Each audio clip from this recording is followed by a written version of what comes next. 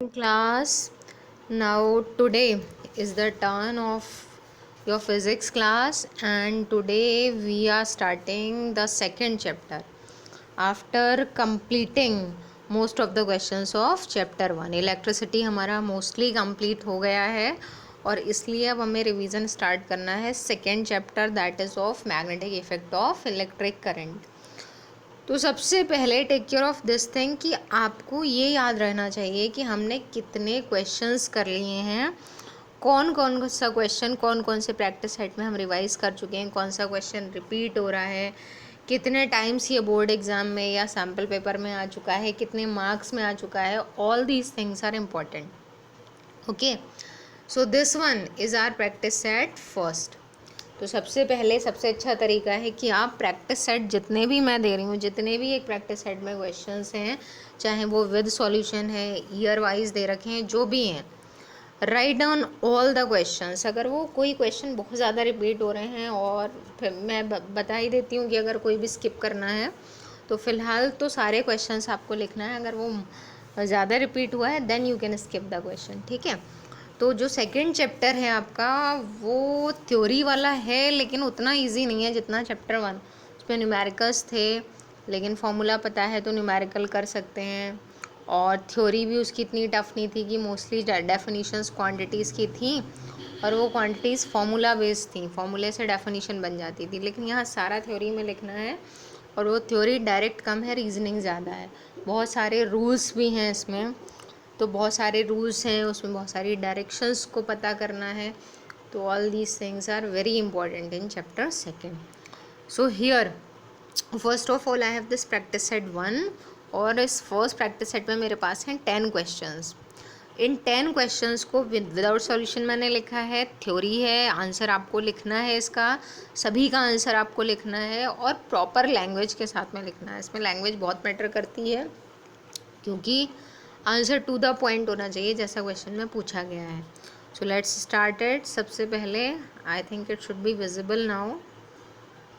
First question जो है आपका, look here the first question, उसमें लिखा है the MCB of Rupa's room is tripped and keeps on tripping again and again.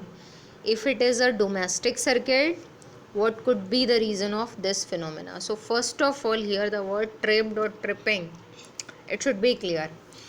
Tripping या ट्रिप्ड का मतलब क्या होता है, ट्रिप मतलब क्या है यहाँ पर, तो ट्रिपिंग का मतलब होता है, यही जो है टेक्निकल वर्ड्स आपको पता होने चाहिए, ताकि जब क्वेश्चन क्लियर हो तभी आप क्लियरली आंसर लिख सकते हैं। यहाँ ट्रिपिंग का मतलब है फ्लक्चुएट होना। देखा होगा आपने कभी कभी, जो इलेक्ट्रिक सप्लाई है वो फ्लक्चुएट करना स्टार्ट कर देती है। डोमेस्टिक सर्किट्स में अक्सर ऐसा होता है कि फ्लक्चुएशन बहुत ज़्यादा होता है, कभी वोल्टेज कम हो रहे हैं, कभी वोल्टेज ज़्यादा हो रहे हैं। तो this fluctuation in the appliances और in voltage of appliances is known as tripping.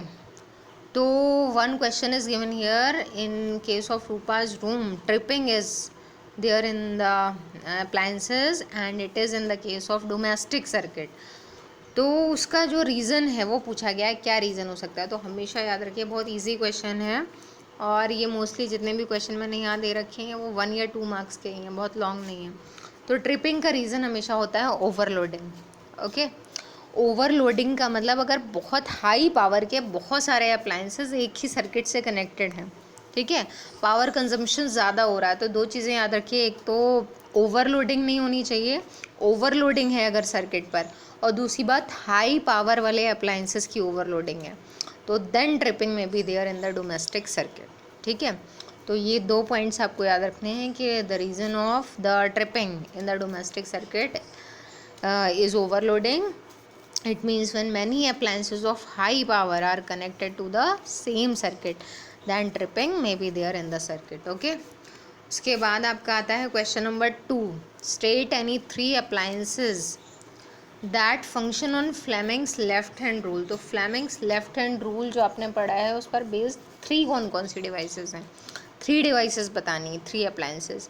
तो जिनमें से एक अप्लायंस का नाम आपको बहुत अच्छी तरह से याद है, फर्स्ट अप्लायंस है आपका इलेक्ट्रिक मोटर, क्योंकि इलेक्ट्रिक मोटर में only Fleming's left hand rule is used. Fleming's left hand rule का मतलब आपको क्या फाइंड करना होता है, फोर्स और करंट और मैग्नेटिक फील्ड गिवन होंगे। इसके अलावा दो नाम और याद रखिए, बिकॉज 3 अप्लायंसेस करके क्वेश्चन रिपीट होता रहता है.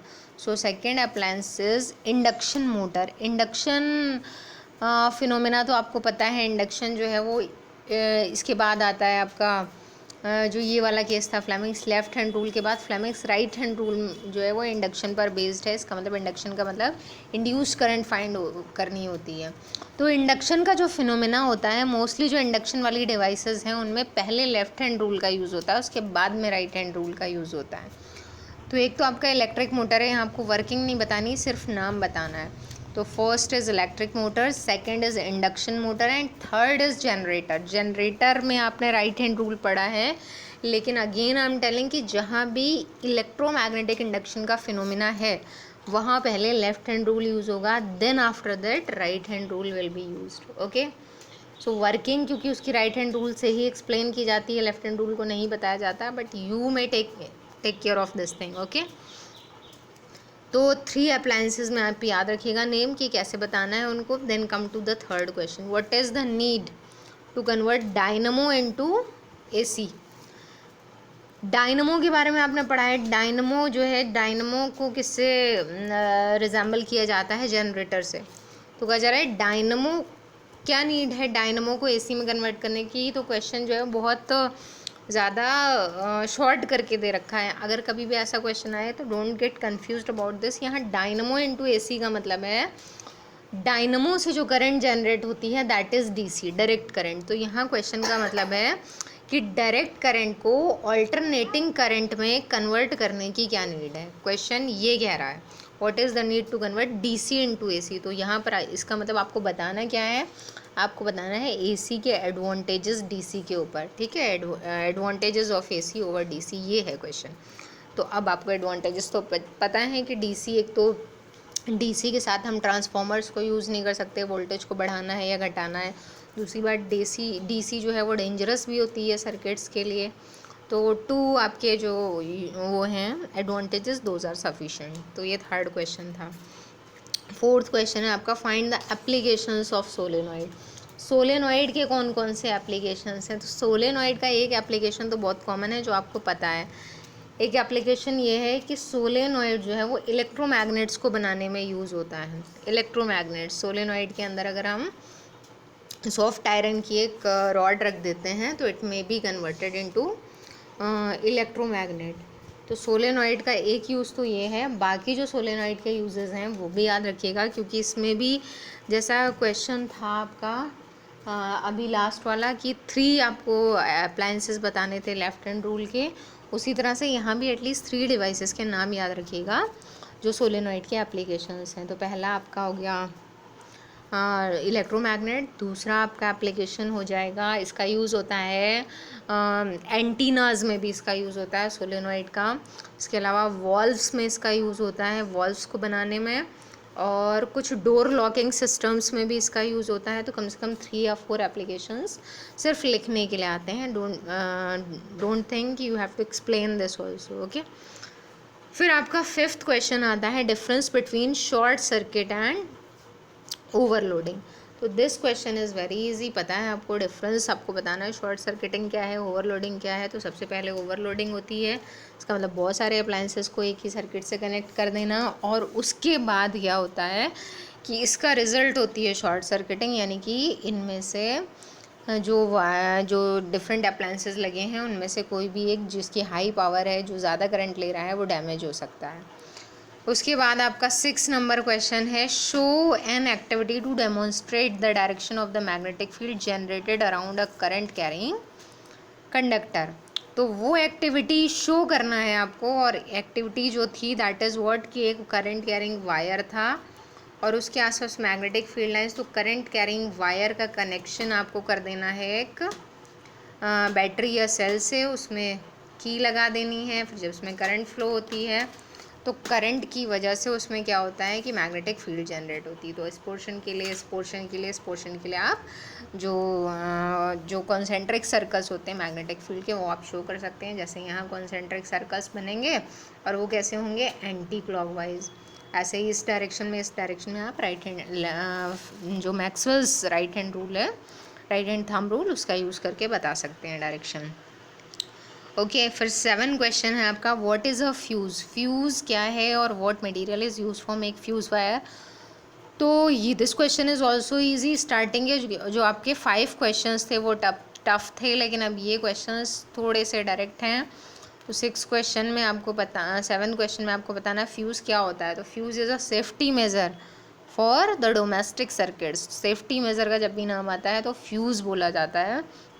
कौन से मटेरियल का फ्यूज़ बना होता है, तो the name of the material should also be clear. Okay, so ये 7th वाला जो क्वेश्चन है ये आपको करना है homework.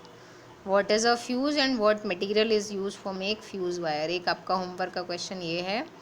Then 8, state the properties of magnetic lines of force. 3 properties कम से कम आपको पता होनी चाहिए। तो ये भी मैं एक्सप्लेन नहीं कर रही हूँ, but you have to write this. ये होमवर्क नहीं है, लेकिन आपको आंसर खुद लिखना है, बहुत डायरेक्ट क्वेश्चन है। Name 2 safety measures commonly used in electric circuits and appliances. अब 2 सेफ्टी मेजर्स में से एक तो आपका फ्यूज़ हो जाता है, एक आप MCB भी लिख सकते हैं। MCB जो है वो फ्यूज़ की तरह ही वर्क करता है। और एक याद रखिएगा अर्थिंग। ये 3 सेफ्टी मेजर्स के नाम याद रखिएगा। फिर 10th क्वेश्चन है आपका, what is the direction of magnetic field in bar magnet. तो बार मैग्नेट बहुत इजी क्वेश्चन है। मैग्नेटिक फील्ड की डायरेक्शन क्या होती है, तो दोनों डायरेक्शंस आपको पता होनी चाहिए, इनसाइड क्या होगी और आउटसाइड क्या होगी। ठीक है, तो ये 10th वाला जो क्वेश्चन है this also you will do as homework. तो 10 वाला क्वेश्चन आप करेंगे होमवर्क, 7 वाला करेंगे, और यहाँ से है आपका प्रैक्टिस सेट 2। ठीक है, तो इसके जितने भी क्वेश्चंस हो जाते हैं प्रैक्टिस सेट 2 के, लेट्स सी। प्रैक्टिस सेट 2 में सारे टाइप्स के क्वेश्चन हैं। तो सबसे पहले very short answer type questions given हैं, और फर्स्ट क्वेश्चन है इसका, I hope it is visible. First question है आपका, name the major used in domestic circuiting to prevent shock from leakage of current। तो कौन सा ऐसा सेफ्टी मेज़र यूज़ किया जाता है, तो यहाँ अर्थिंग जो है आंसर होगा in place of fuse. Fuse हमेशा फर्स्ट नंबर पे आंसर अर्थिंग ही होगा सेफ्टी मेज़र का, क्योंकि इसमें लिखा है फ्रॉम लीकेज ऑफ करंट, क्योंकि जितना भी एक्स्ट्रा करंट होता है दैट विल गो टूवर्ड्स अर्थ। तो फर्स्ट का आंसर यहाँ अर्थिंग होगा। Very short answer type question है, 1 लाइन आंसर लिखना है बस। सेकंड है आपका, an alternating current has frequency of 50 hertz, how many times it has changed its direction in 1 second. तो 50 हर्ट्ज फ्रीक्वेंसी का मतलब, जब फ्रीक्वेंसी 50 हर्ट्ज है तो उसका मतलब ये 50 ऑसिलेशंस ले रहा है। 1 सेकेंड में कितने ऑसिलेशंस ले रहा है, 50। और 50 ऑसिलेशन का मतलब, अगर आप बात करें एक ऑसिलेशन की, तो एक ऑसिलेशन में 2 बार डायरेक्शन चेंज होती है, एक यहाँ पर और एक यहाँ पर। तो 50 हर्ट्ज अगर फ्रीक्वेंसी है तो कितनी बार डायरेक्शन चेंज हुई होगी, 100 टाइम्स। ओके, थर्ड क्वेश्चन है आपका, name the rule which is use to find the direction of current carrying conductor in a wire. Current की डायरेक्शन फाइंड करने के लिए, तो वो है आपका मैक्सवेल्स राइट हैंड रूल या फिर right hand thumb rule direct लिख सकते हैं। फोर्थ है आपका, state the value of potential difference between the live wire and the neutral wire in our country. तो आपको पता है हमारे कंट्री में जो वोल्टेज है वही है लिव और न्यूट्रल वायर के बीच का पोटेंशियल डिफरेंस, कितना होता है, 220 वोल्ट। फिर आपका क्वेश्चन नंबर 5 है, mention the angle between a current carrying conductor and magnetic field for which the force experienced by this current carrying conductor placed in a magnetic field is largest। तो ये जो है question आया था आपका कि किस कंडीशन में जो फोर्स है, आपने पढ़ा था कि अगर direction of magnetic field is given, इस तरह से मैग्नेटिक फील्ड की डायरेक्शन गिवन है, चार्ज इस तरफ जा रहा है, मोशन ऑफ चार्ज दे रखा है, तो मैक्सिमम इस पर अगर फोर्स लगेगा तो चार्ज किस तरह का पाथ ट्रेस करता है, तो हमेशा सर्कुलर पाथ ट्रेस करता है। So for this angle is always 90 degrees का। 12th क्लास में एक रिलेशन भी है, F is equal to ILB sine theta, जिसमें मैक्सिमम फोर्स साइन 90 होता है, तो रिलेशन ILB होगा। फिलहाल आपको ये फॉर्मूला थोड़ा सा याद रखना पड़ेगा, क्योंकि कभी कभी कुछ क्वेश्चंस में ये पूछ लिया जाता है। तो फिलहाल यहाँ इसका आंसर जो है वो दैट इज़ 90 डिग्री। ओके, उसके बाद इसी तरह से हमारे पास आगे भी क्वेश्चंस हैं, जैसे शॉर्ट आंसर क्वेश्चंस हैं ये। अब ये थोड़े डायग्राम बेस्ड हैं, इनमें थोड़ा सा और रीजनिंग है। सारे के सारे लॉज, सारे के सारे रूल्स आपको याद होना चाहिए, then it will be good. ठीक है, तो आज तक के लिए आप ये 5 क्वेश्चंस रिवाइज करिए। शॉर्ट आंसर से हम नेक्स्ट रन से स्टार्ट करते हैं। और एक काम और करना है आपको कि जब तक आपको सारे रूल्स, फ्लेमिंग्स रूल्स हैं, मैक्सवेल राइट हैंड रूल है, और जितने फॉर्मूले आए हैं वो सारे आपको रिवाइज करके रखना है, ताकि जितने बड़े क्वेश्चन आएंगे डायग्राम बेस्ड होंगे उनको करने में आपको प्रॉब्लम ना हो। Okay, so up to that it is done. Thank you.